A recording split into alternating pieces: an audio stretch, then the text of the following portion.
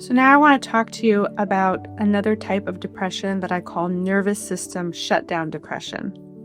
So it helps to understand a little bit about how the nervous system works.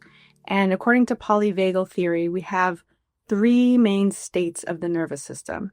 So when we are feeling connected and safe, able to be social, able to see things from multiple perspectives, that is what we call being in the ventral vagal state of the nervous system.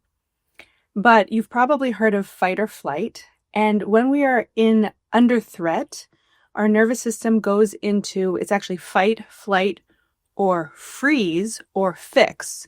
So it's the nervous system state called sympathetic when we are trying to get out of or fight off this threat. So if we can't get away from the threat, if we can't fight it and we can't run away from it and we can't fix it, and our nervous system is completely overwhelmed, then our nervous system can go into what's called dorsal vagal shutdown or collapse. And that can be another cause of depression. So what it really is a way that our nervous system tries to help us survive a situation by conserving energy, by helping us get through with as little pain as possible. For example, if you think about a mouse being caught in the jaws of a cat, right? What is the mouse's preferred way to deal with a cat is to run away.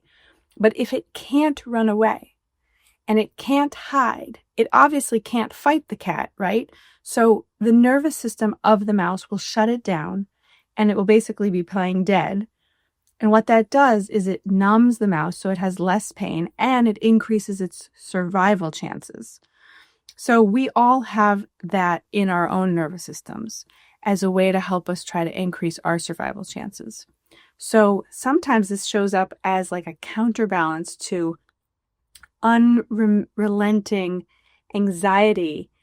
You know, if we've been in a nervous system state of sympathetic activation for a long time, right? Chronic stress. And we're constantly trying to fix it or get away from it. And it's not working. The stress isn't going away. Then our nervous system can shut us down, right? We can get to the point where we can just feel like, I'm done, or I just can't handle this. And our nervous system takes over and puts us into a depressed state in order to help us survive. So this can happen in oppressive systems, right? Under racism or poverty or being in a chronically unsafe environment where, you know, some people talk about the study on learned helplessness, right? Where people no longer try to get out of a situation because their nervous system has learned that it's not possible and that they don't have any way of getting out of it. So if you ever find that you're feeling like, I'm just done, right? And you kind of feel like everything gets very far away, you get very numb, that can be a nervous system shutdown depression.